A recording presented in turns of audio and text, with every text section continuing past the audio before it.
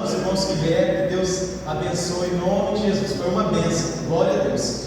Irmãos, Gênesis, capítulo de número 13. Eu queria ler com a igreja o verso de número 7. Aleluia. Gênesis 13 e o verso é o de número 7. Glória a Deus. Todos os irmãos acharam? Amém? Amém. A palavra nos diz assim: e houve contenda entre os pastores do gado de Abraão e os pastores do gado de Ló, e os cananeus e os perizeus habitavam na terra. E disse Abraão a Ló: ora, não haja contenda entre mim e ti, entre os meus pastores e os teus pastores, porque irmãos somos. Não está toda a terra diante de ti? Olha, pois, aparta de mim. Se escolheres a esquerda, irei para a direita. Se escolheres a direita, irei para a esquerda. Verso 10. E levantou Ló os seus olhos, e viu toda a campina do Jordão, que era toda bem regada, antes do Senhor ter destruído Sodoma e Gomorra, e era como o jardim do Senhor, como a terra do Egito, quando se entra em Zoar. 11. Então Ló escolheu para si toda a campina do Jordão, e partiu Ló para o oriente, apartando-se um do outro. 12. Habitou Abraão na terra de Canaã, e Ló habitou nas cidades da campina e armou as suas tendas até Sodoma. Amém? Podemos assentar nessa noite em nome de Jesus. Aleluia. Irmãos, nessa noite eu queria compartilhar com toda a igreja a história de um tio chamado Abraão. Esse tio chamado Abraão tinha por seu sobrinho chamado Ló. Abraão, ele era tio de Ló. E no capítulo de número 12, Deus, ele chama Abraão. Capítulo de número 12, Deus chama Abraão e ele faz promessas para Abraão. Uma dessas promessas está no verso de número 3, aonde Deus vai falar para Abraão: Abraão, quem abençoar a tua vida, eu vou abençoar. Mas quem se levantar contra a tua vida, Abraão, quem querer te amaldiçoar, você, Abraão, não vai fazer nada. Eu, o próprio Deus, vou amaldiçoar essa pessoa. Então Deus pega, chama Abraão, mas Deus fala para ele: Abraão, sai do meio da sua família, sai do meio da sua parentela, do meio da sua casa, e você vai para uma terra que eu, Deus, vou mostrar para você. Em outras palavras, Deus está dizendo assim: Abraão, eu tenho promessas para cumprir na tua vida, mas essas promessas não vão se cumprir aonde você está. Essas promessas, Abraão, elas vão se cumprir na trajetória da sua vida, quando você começar a andar na minha presença, ouvir a minha voz e obedecer ela.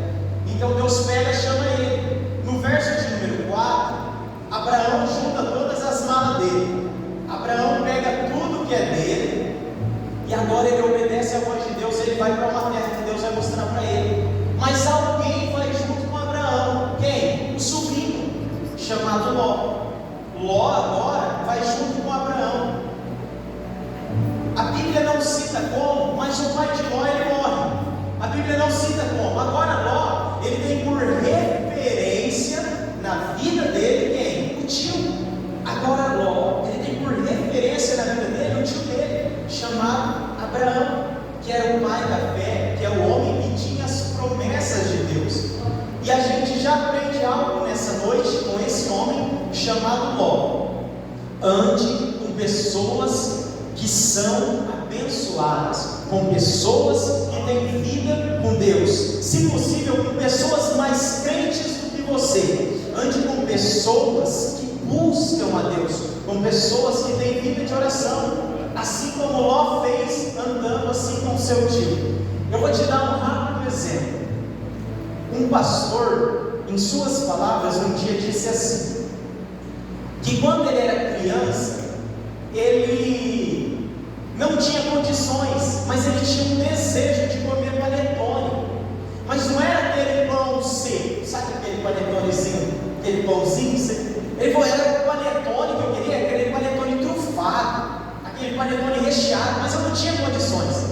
Então os anos foram se passando, eu cresci, virei pastor, e um dia eu fui pregar em uma cidade vizinha, nas palavras desse pastor, ele contando. Eu e um obreiro, eu fui pregar numa cidade vizinha. Quando eu entro nessa cidade, eu vi um cartaz, e nesse cartaz estava lá o bendito panetone que eu sempre quis comer. E ele fez uma oração rápida. Ele fez assim: Deus, eu nunca te pedi nada, mas eu vou ficar hospedado no hotel tal. O Senhor me manda um panetone desse aí. Estava ele e o obreiro. Ele falou: não manda um só, não, manda dois, que o meu eu quero comer sozinho. Mandou para mim e para ele. Ele fez essa oração, amém, simples e rápido. Chegou no hotel, desfez as malas, pegou, foi para a igreja, pregou, o culto foi uma bênção. Quando ele volta para o hotel, a recepcionista chama ele e fala: pastor, vem aqui. Ela pega 2 panetones e põe em cima do balcão. Aí ele pega e diz: quem deixou esse panetone aqui? Aí a recepcionista vai falar: pastor, chegou uma mulher aqui, disse assim, ó, se acreditando ou não acreditando, eu estava no supermercado, uma voz falou comigo: vai e compra do melhor panetone que tem. Você vai lá e vai deixar no hotel tal, pastor fulano de tal. Ela deixou os panetones, virou as costas e foi embora. O pastor pegou os 2 panetones, olhou para o obreiro que estava junto com ele e disse: se tu andar comigo, você vai ser abençoado como eu sou abençoado também. E deu o panetone para o obreiro. Porque, irmãos, a gente vive num mundo de influência, aonde se a gente não influenciar essa geração que está chegando, quem vai influenciar? O mundo? O mundo não vai influenciar os pés de Cristo. Se a gente não influenciar os nossos filhos, quem vai influenciar? Ló começou a andar com o tio dele, que tinha as promessas. E Abraão começou a ser tão abençoado por Deus, o gado dele começou a multiplicar, assim como o gado do sobrinho chamado Ló começou a se multiplicar também. O rebanho de Abraão, Deus começou a abençoar tanto que a fazenda dele cresceu, mas automaticamente a fazenda de Ló, do sobrinho dele, também começou a crescer e ser abençoada. Eles cresceram tanto que as pessoas que trabalhavam para Abraão e as pessoas que trabalhavam para Ló, eles começaram a brigar entre eles. Como assim? Às vezes uma pessoa que trabalhava para Ló dizia: aquele gado ali é meu. A pessoa que trabalhava para Abraão dizia assim: aquela ovelha ali é minha. Eles começaram a ter contenda, brigar entre eles mesmos, ao ponto de que Abraão chega no sobrinho dele e diz assim: ó, é o seguinte, a gente é família. Enquanto eles aí estão brigando, nós dois, a gente não vai brigar. Por quê? A gente é família, a gente é do mesmo sangue, então nós dois não vai brigar. Faz o seguinte, Ló, a terra está diante dos seus olhos, olha para a terra. Se você escolher ir para a direita, eu vou para a esquerda. Se você, Ló, escolher para a esquerda, eu vou para a direita. Ló não era bobo, levantou os olhos e viu que o lado de Sodoma, a Bíblia vai dizer que era como o jardim do Senhor, que a terra era maravilhosa, era bonita. Mas aí que mora, às vezes, o problema. Cuidado, nem tudo aquilo que é bonito diante dos olhos do homem é bonito diante dos olhos de Deus. E Ló pega todas as coisas dele, junta a fazenda dele ali, os criados dele, tudo, e Ló agora vai para o lado de Sodoma.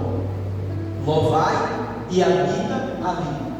E Abraão, nós lemos, a Bíblia vai dizer que Abraão, ele fica na cidade ali, nos arredores de Canaã. Abraão fica habitando ali. Agora eu queria me meter um pouco aqui na história. Abraão, ele não se importava se o mato estava verde ou amarelo, se a grama estava viva ou estava morta. Por quê? Porque ele não andava por vista. Abraão não andava por vista, Abraão andava pela fé. Como eu posso pregar sobre Abraão e não falar um pouco sobre essa palavrinha chamada fé? Eu vou me deter um pouco na história e eu queria falar um pouco sobre essa palavrinha chamada fé. Mateus, o que é a fé? Fé é você agradecer mesmo antes de ter recebido.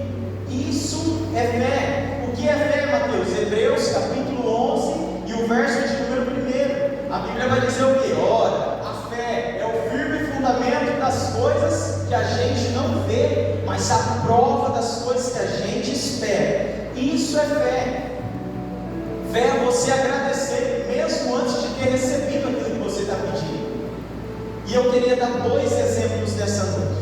Um deles, falando a respeito da fé, a irmã Dagmar me autorizou aqui a falar. Um testemunho que a irmã Dagmar um dia contou aqui em cima.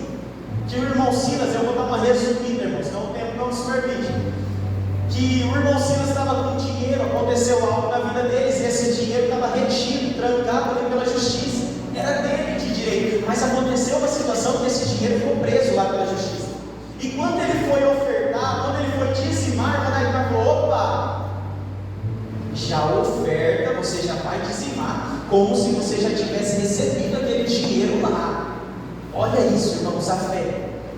Ela disse assim: quando você for contribuir, você já contribui como se aquele dinheiro lá já tivesse sido liberado para você. O que o irmão Silas fez? Ele contribuiu, e Deus moveu o céu e devolveu tudo que era dele de direito, e deu aquela causa para ele. Mas o que ela teve que fazer? Ela teve que ativar algo dentro dela, algo que todos nós temos dentro de nós. O que? A fé. Esse algo tão poderoso que ela ativou algo dentro dela, e Deus entrou em ação e deu a causa para eles. Um segundo exemplo que eu vou dar a respeito da fé é sobre uma história da Bíblia que nos relata lá em Mateus, no capítulo de número 15. Quando Jesus ele veio para essa terra, ele fica maravilhado com a fé de 2 pessoas. Uma delas é o centurião de Cafarnaum. Não vamos falar sobre ele hoje porque as horas vai. Mas a gente vai falar sobre a segunda pessoa, que quando Jesus olha, ele fica maravilhado com a fé dessa mulher. Quem é essa mulher? A Bíblia não cita o nome dela, mas a Bíblia dá um título para ela, dá um nome ali, um título para ela, chamada de mulher cananeia. E os irmãos vão entender essa história. Eu vou ilustrar para os irmãos poderem entender. Capítulo de número 15, a Bíblia vai dizer que Jesus ele está passando pelas cercanias de uma cidade. Ele não está andando dentro da cidade, ele está do lado de fora da cidade. Jesus ele está ali caminhando. Imagina, Jesus, eu sou Jesus, eu estou caminhando. Do meu lado tem 6 discípulos, do outro lado tem mais 6 discípulos. E Jesus está caminhando fora da cidade, em um pasto, em uma rua de terra. Imagine como você quer. Jesus está caminhando, e de repente lá atrás vem uma mulher gritando por Jesus, dizendo assim: Jesus, tem misericórdia de mim, porque a minha filha está lá em casa, e a minha filha ela está endemoniada. Ela vem gritando atrás de Jesus, mas do jeito que Jesus está andando, ele permanece andando. Enquanto a mulher está gritando, Jesus permanece andando. E a situação ficou tão difícil que os discípulos chegaram em Jesus e falaram assim: Jesus, despede essa mulher, manda essa mulher embora. Em outras palavras, a gente não aguenta mais, ela está gritando atrás do Senhor, despede essa mulher, manda ela embora. E Jesus, do jeito que ele está andando, ele diz: não, eu vim para um povo, eu vim para o povo de Israel. E Jesus permanece andando, e a mulher gritando atrás de Jesus. Mas a história dessa mulher vai mudar.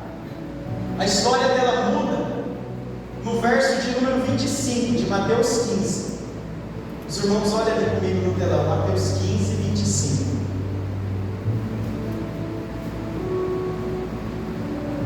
Então chegou ela e adorou, dizendo: Senhor, socorre.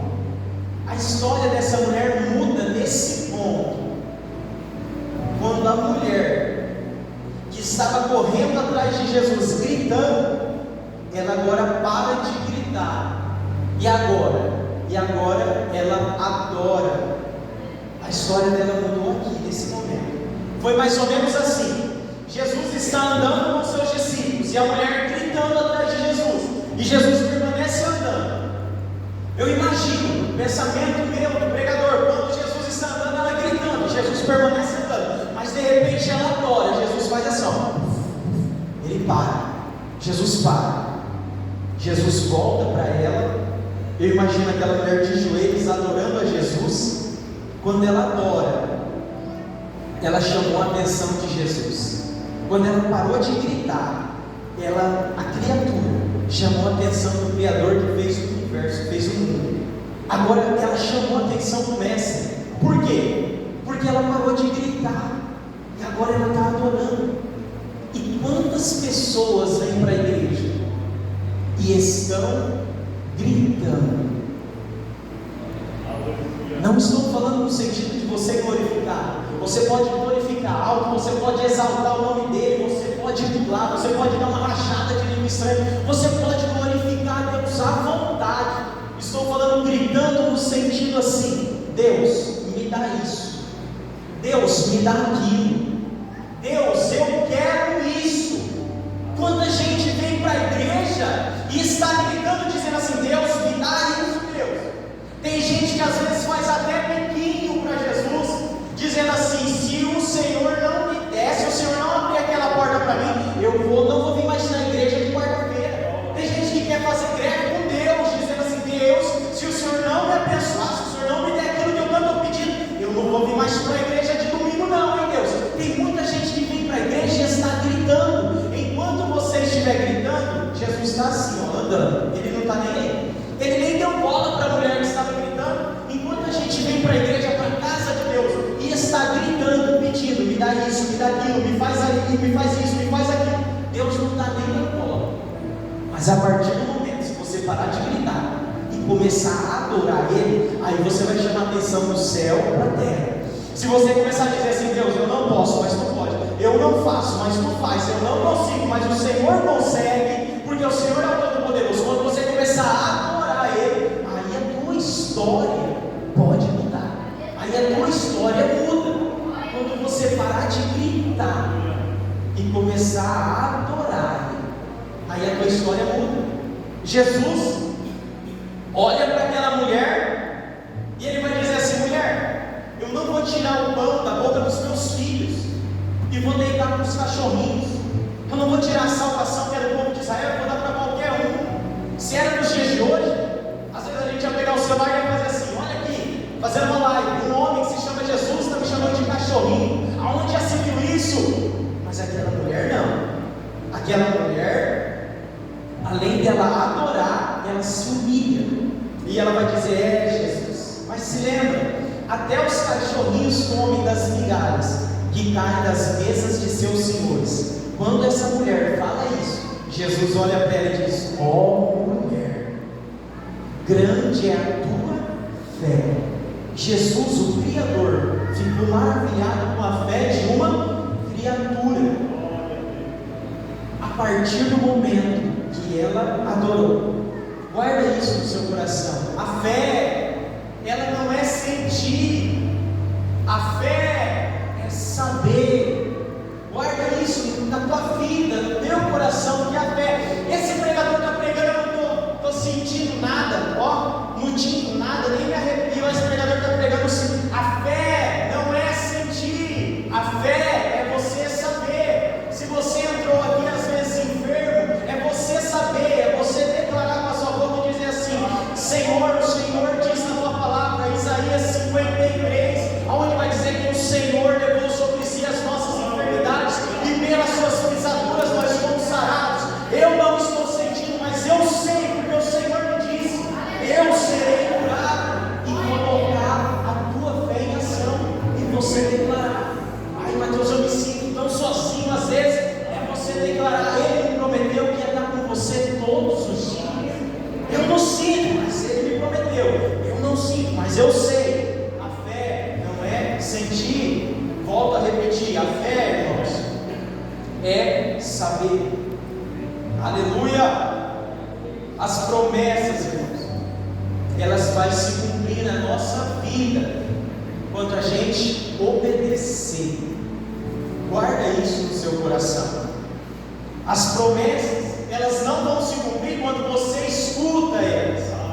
Elas se cumprem quando você obedece.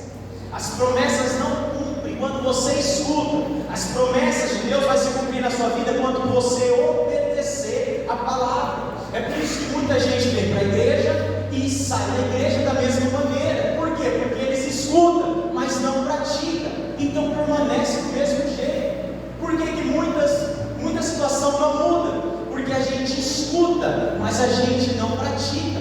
E a tua história, a circunstância que está passando, pode mudar. Quando o quê? Quando eu começar a praticar a palavra de Deus. Mateus no capítulo 7, o que Jesus vai dizer? Jesus vai dizer o que, irmãos? Ele vai dizer o que? Aqueles que ouvem as minhas palavras e as praticam, aqueles que escutam e colocam elas em prática, eu vou te assemelhar ao homem prudente que edificou a casa sobre a rocha. Então não é apenas escutar, mas é escutar e praticar elas. Os irmãos lembram de Abraão? Abraão, eu tenho promessas para cumprir na sua vida, Abraão. Mas Abraão, você tem que sair do meio da tua terra, da tua parentela. Começa a andar, Abraão, na minha presença, e as promessas vão se cumprir na trajetória da tua vida. Tem uma história, livro de Lucas, capítulo de número 17. Essa passagem em livro de Lucas, capítulo de número 17, vai contar a história de 10 leprosos. Esses 10 leprosos, eles estão fora da cidade. Por quê? Porque na época, quando as pessoas eram leprosas, eu estou falando, irmãos, a respeito da gente obedecer a voz de Deus. Na época, quando as pessoas eram leprosas, elas não ficavam dentro da cidade, elas ficavam separadas, fora da cidade. E tinha 10 leprosos fora da cidade. De repente eles avistam Jesus. E quando eles avistam Jesus, eles vão clamar: Jesus, tem misericórdia de nós, tem misericórdia da gente. A Bíblia diz que Jesus, eu já disse isso numa manhã com Deus, eu volto a dizer, da onde ele estava, ele liberou uma palavra dizendo: os 10, ide e se mostrem ao sacerdote. Jesus não foi e impôs as mãos sobre eles. Jesus não foi ali e orou sobre eles. Não. Da onde Jesus estava, ele ficou. Ele liberou uma palavra dizendo para os 10: vão lá e se mostrem ao sacerdote. Foi isso que Jesus falou. Mas eu imagino no pensamento do pregador, tinha 10 leprosos. Quando Jesus liberou essa palavra, preste bem atenção nisso, irmãos. Quando Jesus libera essa palavra, eu imagino que teve um diálogo entre esses 10 leprosos. Tipo assim: a gente está leproso, olha a ferida aqui, a gente está leproso. Como a gente pode se mostrar como sacerdote, sendo que a gente ainda está leproso? Eu só posso me mostrar um sacerdote se eu estiver curado, mas a gente ainda está leproso. Mas eu acho que no meio daqueles 10 tinha um crente meio doido, sabe aqueles crentes que a situação está tudo dando errado? Às vezes vendo está tudo contrário e ele diz assim: eu creio que vai dar certo, eu creio no meu Deus é o Todo-Poderoso, ele ainda está no controle. Sabe esses crentes assim, cheios de fé? Eu acho que tinha um no meio daqueles 10 ali que disse assim: a gente não tem nada para perder, a gente está leproso, vamos fazer o seguinte, vamos obedecer a voz do mestre, vamos obedecer. Lucas capítulo 17, o verso 14, olha lá o que vai dizer para a gente. E ele, vendo-os, disse, Jesus vendo os leprosos, disse: ide e mostrai-os aos sacerdotes. E aconteceu que, indo eles, ficaram limpos. O que aconteceu? Eles estavam aqui, os 10. Jesus liberou uma palavra sobre a vida deles. A pergunta que eu digo é: quando Jesus liberou uma palavra sobre a vida deles, eles ficaram curados? Não. Quando Jesus falou para eles e se mostrou ao sacerdote, eles ficaram curados? Não. Sabe qual foi o momento que eles foram curados? Quando eles começaram a fazer isso aqui, ó, obedecer, a caminhar. Quando eles começaram a caminhar, foi mais ou menos assim, ó: vamos obedecer a voz de Jesus? Vamos, então vamos. Quando eles começaram a caminhar, um falou assim: ó, olha a lepra fechando aqui, olha a ferida cicatrizando aqui, olha o sangue estancando aqui. Quando eles começaram a obedecer a voz de Jesus, eles foram curados. Glória a Deus por isso, eles foram curados quando eles obedeceram a voz do mestre. Lembra da história do Antigo Testamento, Naamã? Ei, Naamã, você está leproso, mergulha 7 vezes no Jordão. Não vou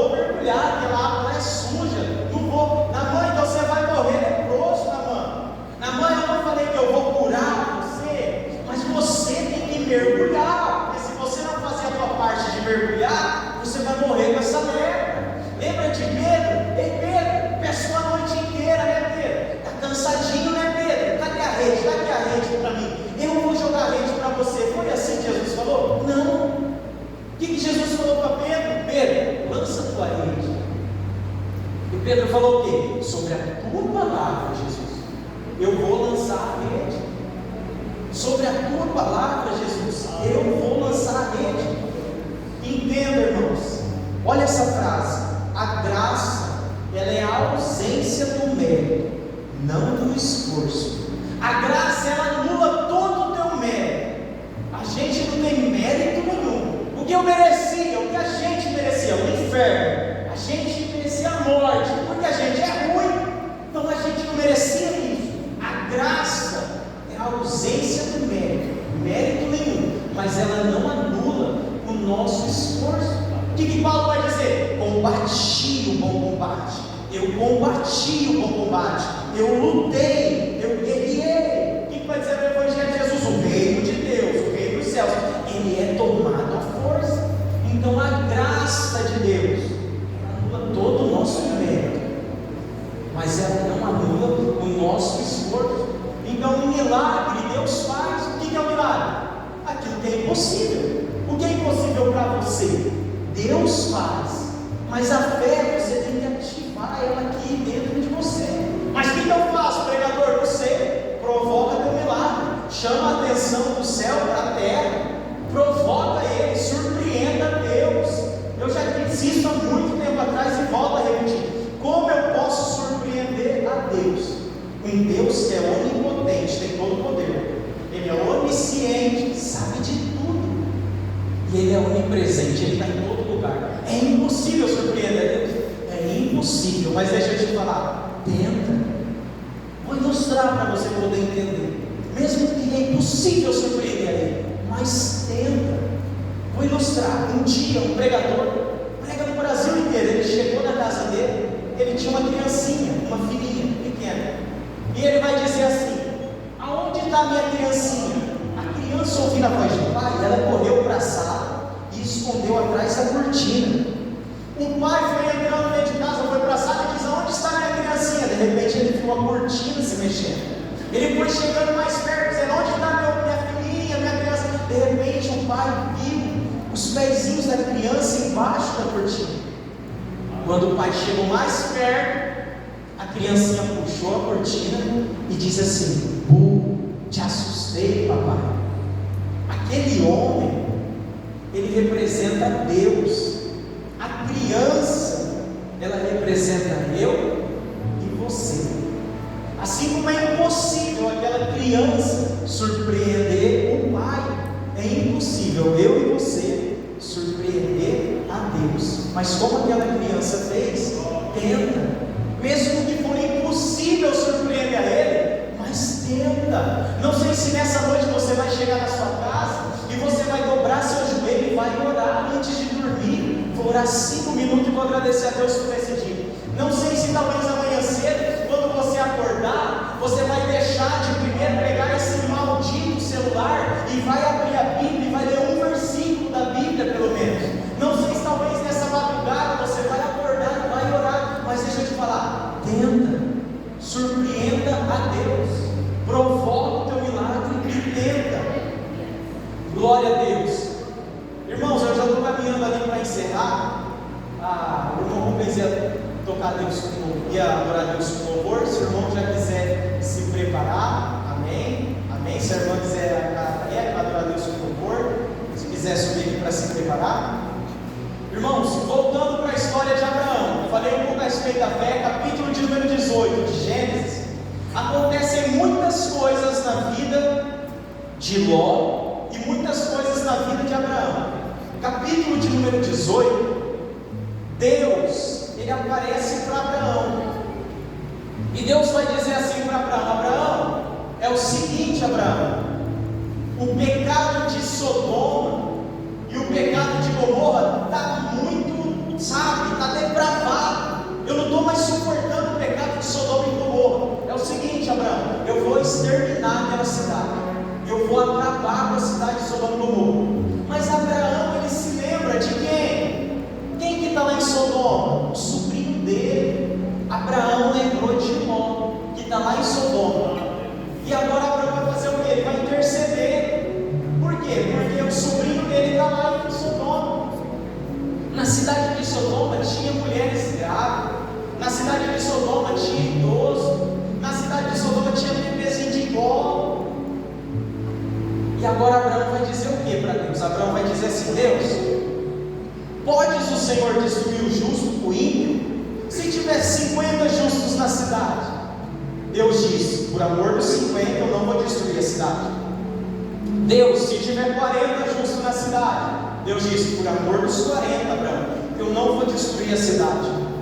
Aí Abraão vem descendo o número: e se tiver 30? E se tiver 20?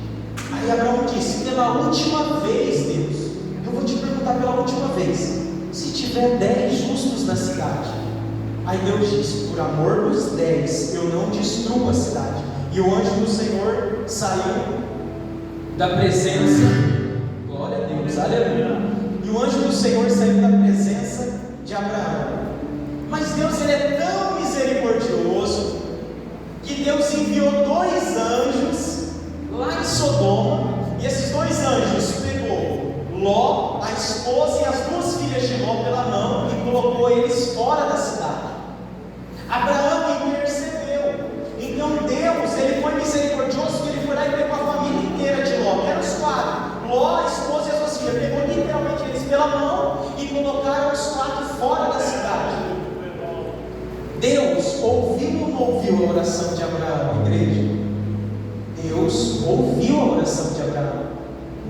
Deus, ele respondeu ou não respondeu a oração de Abraão? Ele respondeu. Ele livrou a família de Ló. Mas Deus não livrou a cidade. Todo mundo que estava naquela cidade morreu. Ah, Mateus, mas eles eram pecador. A gente é crítico, irmãos. Estava falando disso com o irmão André ontem. Ainda bem que a gente não é Deus. Senão a gente ia mandar muita gente para o inferno, né? Porque a gente acha que nós é os bons, né? Os outros não. Ah, mas era pecador, tinha que morrer tudo. Ainda bem que a gente não é Deus, né? Então Deus ouviu a oração de Abraão? Ouviu. Deus respondeu a oração de Abraão, livrando Ló? Respondeu, mas não livrou a cidade. Deus respondeu a Abraão, mas talvez não foi da maneira que Abraão queria. Deus, às vezes, ele responde a gente, mas nem sempre vai ser da maneira que a gente quer. Às vezes Deus já falou para você assim: eu já te falei, não, criatura, mas você quer ouvir uma outra coisa de Deus. E Deus vai dizer assim: eu falei não, mas a gente é teimoso, a gente quer ouvir o que nos agrada. Entende, igreja? Deus nos responde, mas às vezes nem sempre vai ser da maneira que a gente quer. Falando sobre isso, que Deus nos responde, mas talvez nem é da forma ou da maneira que a gente quer. Voltando, olha quanto tempo, uns 15 anos atrás, na minha vida, uns 15 anos atrás, eu conheci um pastor. Eu era amigo da família desse pastor. Eu sou amigo até hoje dos filhos desse pastor. E esse pastor, na época, quando eu ainda era adolescente, ele foi acometido de um câncer, esse pastor. E o estado desse pastor, ele foi ficando de mal a pior. Esse pastor, ele pregava muito. Sabe aquela pregação que a pessoa prega e você compreende o que ela está pregando? Você fala assim: poxa, eu estou entendendo o que esse pastor está pregando. Ele era assim, ele pregava, eu parava para ver, porque eu compreendia a mensagem que ele passava. Eu nunca pedi para Deus: Deus, eu quero ser um pregador da tua palavra. Nunca pedi isso para Deus. Mas se fosse um dia para mim pedir, eu ia falar assim: Deus, eu quero pregar igual esse homem, igual esse pastor. Ele era uma bênção, esse pastor. Mas o tempo foi se passando e a situação desse pastor foi ficando de mal a pior. Chegou um tempo que ele já não saía mais de casa. Os jovens da igreja se reuniram e foram lá fazer uma visita para ele, na casa dele. E quando os jovens chegaram lá para fazer a visita, ficaram lá. No outro dia, vieram embora. No outro dia, um desses jovens falaram assim: Mateus, a gente foi visitar ele. Por quê? A gente foi levar uma palavra de conforto. A gente foi mas quem saiu de lá renovado foi a gente. A gente foi lá levar uma palavra para ele, para que ele para que ele pudesse abençoar, mas quem saiu de lá abençoado foi a gente. Eu me lembro, em uma das pregações dele, quando ele já estava com esse câncer, em uma das pregações dele, quando ele estava ministrando, ele disse assim: um dia eu estava num hotel, na frente do hotel tinha uma igreja, e o pregador que estava ministrando a palavra disse assim: aonde você estiver, estenda a sua mão, você vai ser curado, recebe a cura. E ele disse assim: eu estendi a minha mão, e eu falei: eu creio, eu recebo a minha cura. Ele disse isso, mas os anos foram se passando, o estado dele foi ficando de mal, e chegou um ponto da vida dele que Deus resolveu recolher para si esse pastor. E eu creio que ele deve ter orado muito pela cura dele. Eu creio que esse pastor, além de ser pastor, ele deve ter orado muito pela cura dele. E às vezes Deus respondeu ele, mas não foi da maneira que ele queria. Por mais que ele não foi curado aqui nessa terra, eu creio que hoje ele está andando em luz de ouro.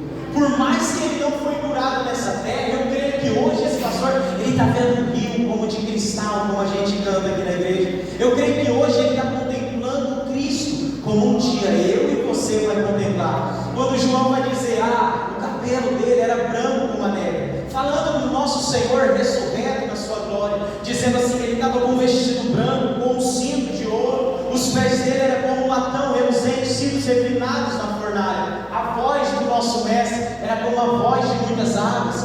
Ele vai dizer sobre o rosto dele brilhava como o sol quando na sua força resplandece, e os olhos dele eram como chamas de fogo. Por mais que Deus não curou aqui, hoje ele está contemplando Cristo, como um dia todos nós. Essa não é a nossa esperança, de um dia estar lá no céu com o nosso Salvador?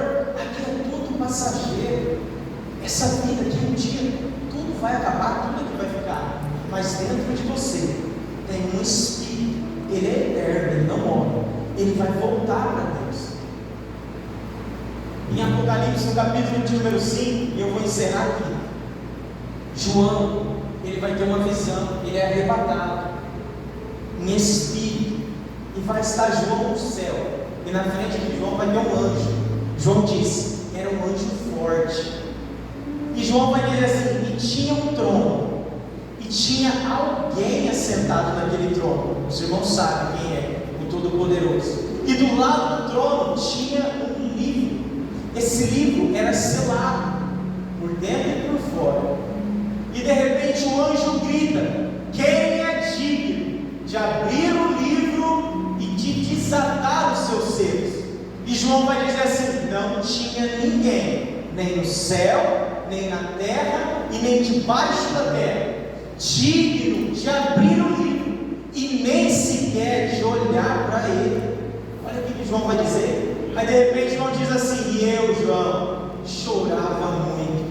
Por que João chorava? Eu imagino que era mais ou menos assim. João chorava por quê? Porque ele dizia, creio eu no meu pensamento, a gente viveu por esse evangelho, a gente lutou, a gente renunciou tudo naquela terra. Os meus amigos, os meus irmãos, os discípulos estão morrendo por amor desse evangelho. E agora? Agora não tem ninguém digno de abrir o livro e de desatar os selos. Então João vai dizer assim: eu chorava.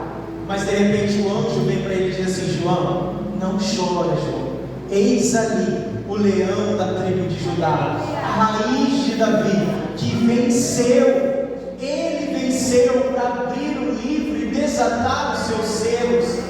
Aí João vai dizer assim: e eu, João, olhei, e eis que havia um cordeiro, como havendo sido morto. Ele foi à destra do que estava sentado no trono. Ele toma o livro, ele abre o livro e desata os seus selos.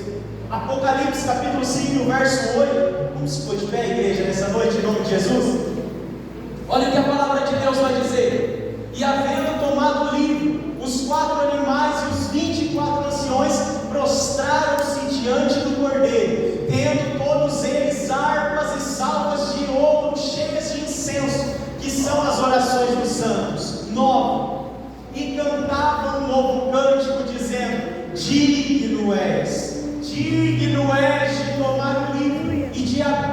seus selos, porque fostes morto, e com teu sangue comprastes para Deus homens de toda tribo, língua, povo e nação. 10.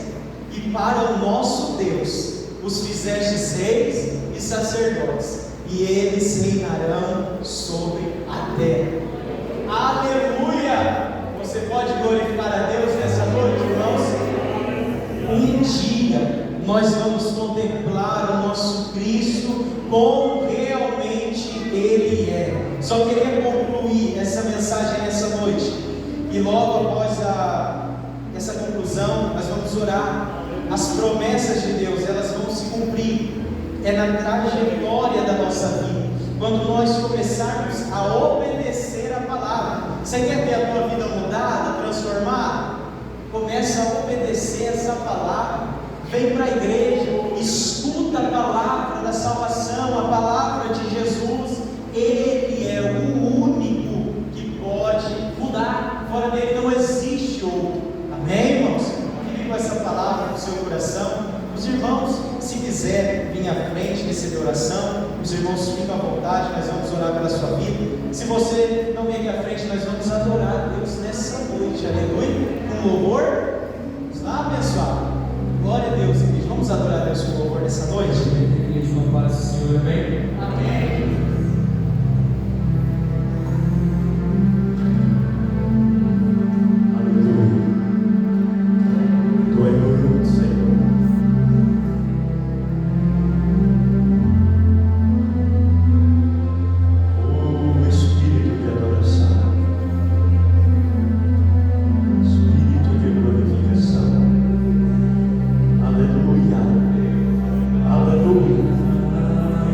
Tu és